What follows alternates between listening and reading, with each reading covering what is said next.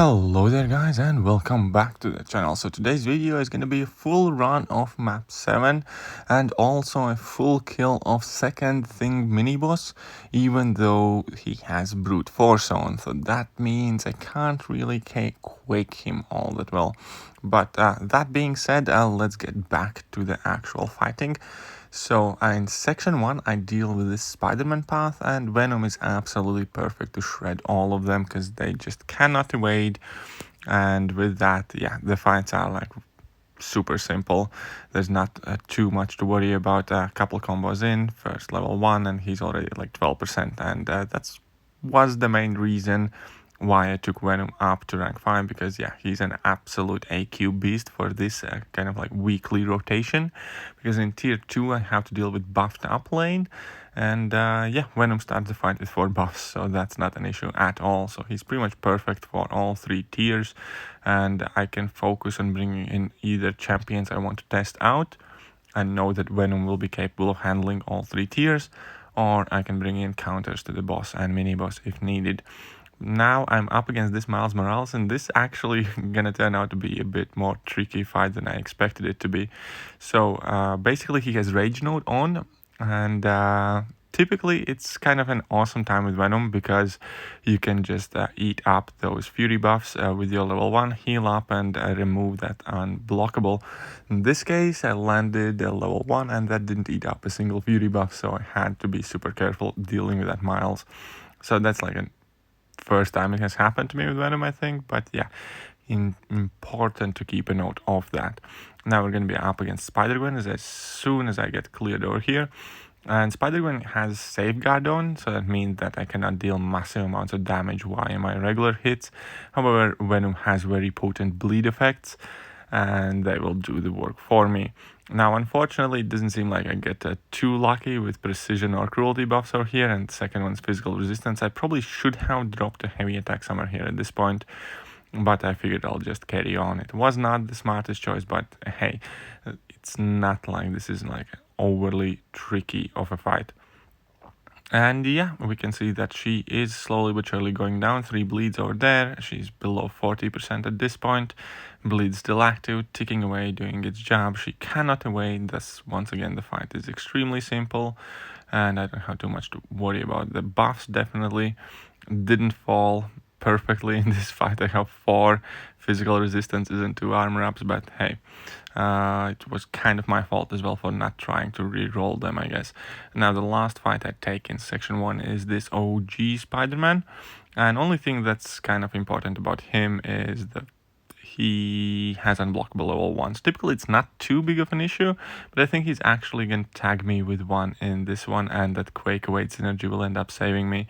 So we're going to check that out in a second, but obviously start with a heavy attack, reroll. That armor break lets me do more damage, and have a couple of bleeds on him, so he's bleeding away. I'm just gaining more buffs. He cannot evade, and yeah, Venom is just an absolute tank for this fight, even if you make a mistake like I did just here. But yeah, overall it wasn't too consequential, I guess. At level 2 and the fight is over, barely took over half a minute, and that's it for my contribution in tier 1. At this point I typically go to bed, and next morning I can just start up in tier 2. Somebody else always ends up clearing the first mini boss. And now tier 2, as I mentioned, is buffed up lane, so for Venom it's very simple and easy time. Additionally, most of the champions have access to some buffs, so I can always try and get in some sneaky heals as well, depending how quickly I can finish out the fights. But against Rocket Raccoon, well, he's a glass cannon, so he goes down extremely quickly. He does manage to throw his level 1, and I throw my level 1 to eat up that cruelty, so heal up 5%. Wunderbar. Now we can move on to the next fight if the game lets me. I believe here we had problems connecting to the network, but it did not last too long. So here my opponent's points are counted. Let's move on to the next fight, which is Vulture. And yeah, gonna be very quick fight here as well. Class advantage, inherently relatively simple fight. Vulture is actually somewhat sneaky sometimes with his phasing mechanic when he dashes like backwards and forwards, so you do have to keep an eye whether he gets that ability to phase, otherwise you can end up getting hit in the face. But yeah, nothing too tricky or crazy here. I'm going to try and eat up that armor buff, heal up a bit, recover some of the health I lost by silly mistakes. And just to finish out the fight immediately, pretty much afterwards, you can see 4 bleeds. He was absolutely melting down. And next fight is going to be Punisher. I think I'm going to make a slip up here once again, dashing back, and he's going to catch me with level 1.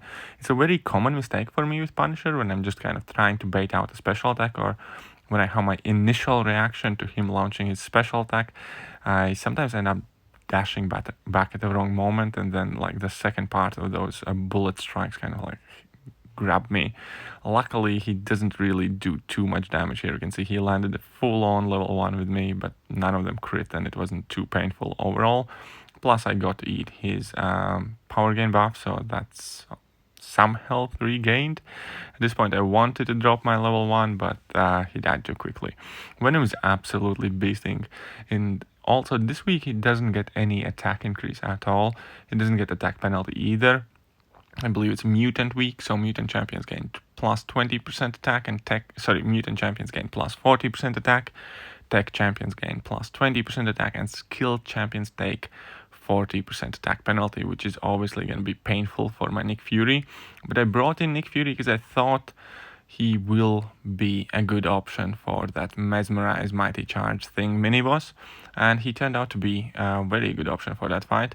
So I'll carry on bringing him for the rest of the week, especially because this Alliance quest modifier that we have on is Brute Force, which effectively makes Quake extremely difficult to use, because you can take a lot of damage to Brute Force, because obviously Quake never really strikes the opponent, and that means it's very tricky to kind of like maintain the playstyle and keep tapping opponents. And yeah, so I felt that Nick Fury could be a very good option to test out, and I'm glad that I did so. So next fight is Red Skull. I somehow end up eating a heavy attack. Luckily, he hits like a 7-year-old Girl Scout, so I did not lose too much health. Now I'm just going to block that level 2, and then we're going to go and try eat up some of those armor buffs so I can regain some of my health back, which I, once again, very kind of like sloppily made a mistake, ate a heavy attack. This has not been the cleanest IQ run at all for me.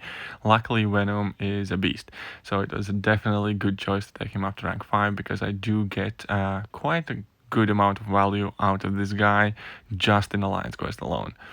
So here we can see a couple of those armor buffs. He has some bleeds on. He's absolutely melting away. He's melting away actually too quickly for my liking. I would have liked to feast on some more of those armor ups, but hey, the fight is over. So here I was out of energy. I had to wait till a bit later, and now we are gonna go in and find that thing. So here's at full health. I'm bringing in Nick Fury, and I know he has Mighty Charge, so I kind of fully expect him to evade the second strikes that I land, even though Mesmerize is supposed to be 7% evade chance, I think, or if that. Second strike I land, obviously he evades, I get hit a lot. At this point I'm like, yeah, I might as well just go straight to my second life and not waste any time. So here I end up basically evading / blocking his special attack, dropping my level 1, and at this point he cannot evade no more. So I just need to focus on regaining kind of like position in the fight, and then I'm going to be able to kind of like get it back to normal, I suppose. Obviously, Brute Force is something I also have to keep an eye out for. Now, this was a risky bit because I dropped the level 1 when he had like 12 rock stacks, but luckily due to disorient, not all of them kind of like register. So at this point I'm already in a fairly comfortable position. I'm completely unblockable, and I'm hitting quite hard, and I cause a lot of bleed, so it's easier for me to manage the rock stacks. I can play around Mighty Charge thanks to unblockability. I don't have to parry all the time, even though I occasionally still do. But yeah, the fight is under control, and we can see that the thing is going down. Now I will eventually end up making a mistake. And that mistake is going to be very simple and very basic. The mistake will be the fact that I'm going to forget that Nick Fury is unblockable, and I'm going to try strike thing in the block when he's going to be at 15 rock stacks. So that's going to get through. He's going to go unstoppable, and he's going to whack me very hard in the face, and I will immediately drop dead. But for now, we can definitely observe that Nick Fury is doing a very great job. Now, minus 40% attack would kind of cause me to time out, so in later days, while skilled champions are in this minus 40% attack disadvantage, I kind of fully expect Nick Fury to time out in this fight. I'm quite positive that I would have made it in day 1. Possibly day 2 as well, but yeah, day 3, 4, and 5, even a rank 3 6 Thekiryu would time out against this thing if skill champions get attack penalty. I think this is going to be the place where I mess up. He's at 15 stacks. He did not want to throw his special attack. I wanted to tap his block because that's kind of a habit of mine, and yeah, the fight ended very, very prematurely.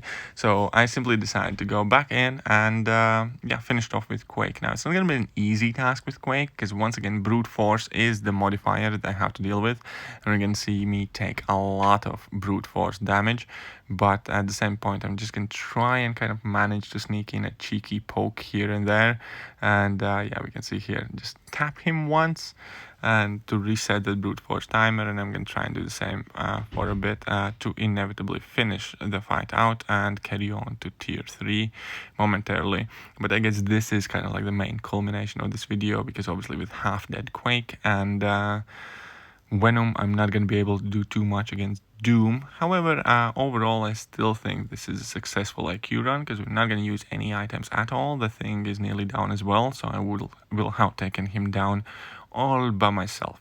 So that's a good result, especially considering that brute force was a factor limiting Quake's ability, which is kind of like the main dominant counter we normally use to deal with thing.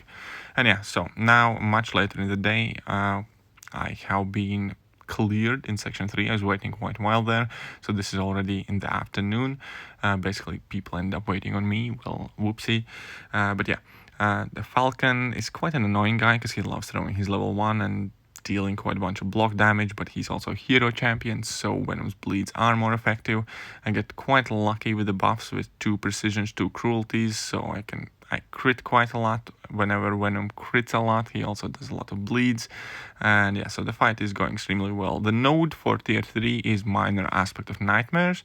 And if you're not running suicides, it's actually a very helpful node, because thanks to recovery mastery, you end up regaining more health than you lost. So I don't mind it too much at all. I just always kind of keep in mind either not to have suicide masteries active, or bring in a champion that does not get poison debuff placed on it, so I can like kind of deal with that minor aspect of nightmares very efficiently. Now in this fight I forgot that Hal goes unblockable. I always keep on mentioning that when the opponent is unblockable, it's actually like not too bad of a time, just need to remember it, blah blah blah blah blah. But every once in a while I do forget. And yeah, it's kind of rushing to get these fights done as well, because people had waiting on me, and I certainly forgot this unblockable starting Hulk, and he ended up landing combo on me. Luckily I still survived, and I get to eat a couple of Fury buffs, get some more health back. So it's, again, even though I am making mistakes, Venom is quite simply covering for me by healing up quite a bit, I guess. So yeah, it's very happy to have Venom at rank 5. And now we're gonna go up against Iron Patriot. Again, relatively simple matchup, not much to remember there. He has like extended stun duration, and the only kind of tricky thing about this fight is obviously his power gain when he triggers his arc overload, or however his ability is called. So you do need to make sure that he's not at a high power level when at low health, and that's about it. But here you can see I got kind of lucky with my bleeds. He absolutely melted away, trying to steal a couple more buffs. Success. And yeah, I'm back at 69%, 68 now, and the fight is over. So very quick, very simple fight. Now I'm gonna be going up against that Venom the Duck, another very simple fight, one of the last nodes remaining, but unfortunately due to brute force and Venom not exactly being a wonderful Dr. Doom counter, I'm not gonna be able to do much against him, but we're still gonna try, so you guys are gonna get to see that, but it's not gonna be anything great. I guess I'm just gonna basically kill off my champions at this point. But yeah, Venom the Duck fight. Again, here I made another very silly mistake by dropping my level 1 in the block. I must have had a bit too long of a pause in between my combo.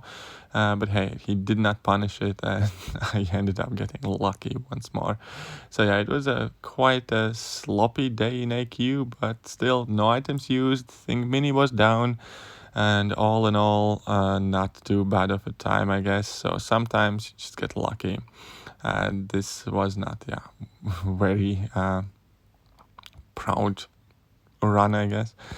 But yeah, now Dr. Doom is free, so I'm gonna go on first and foremost, bring in my Quake and kind of try again to get in a hit here and there if I can to reset that brute force timer and just basically get some health down. Because, well, statistically, if every member gets at least 10% down, then he will go down without no problems, right? So that's kind of like my thinking in this process. Just chip in, just do your part. We got the thing mini. We did our bit. Here we're just gonna do our best, and our best isn't gonna be very good. So he's at 93% now. My aftershocks kick in. I drop a heavy attack. Obviously he goes past bar of power, so I need to push him again. Bait out at level 1. I'm gonna try and punish it so I don't die from brute force. And we ended up doing some solid 15% of his life as damage despite that brute force node by just dancing about a bit. And then I'm gonna bring in Venom, and that's just gonna be basically poor Venom. He's gonna get absolutely brutalized by that Doom. But either way, that will pretty much do for today's video. I hope you guys have enjoyed it. If you did, then hit that like button, hit that sub button. Hopefully showcasing Nick against the Thing mini boss will kind of like offer some more options for some people who hadn't thought of trying it out before, I guess. But yeah, once again, just a casual full run of Alliance Quest Map 7. Hope you guys liked it. Hit that like button, hit that sub button, hit the notification bell, do all of the cool stuff, and I will catch you guys soon. This will do for today, and see ya.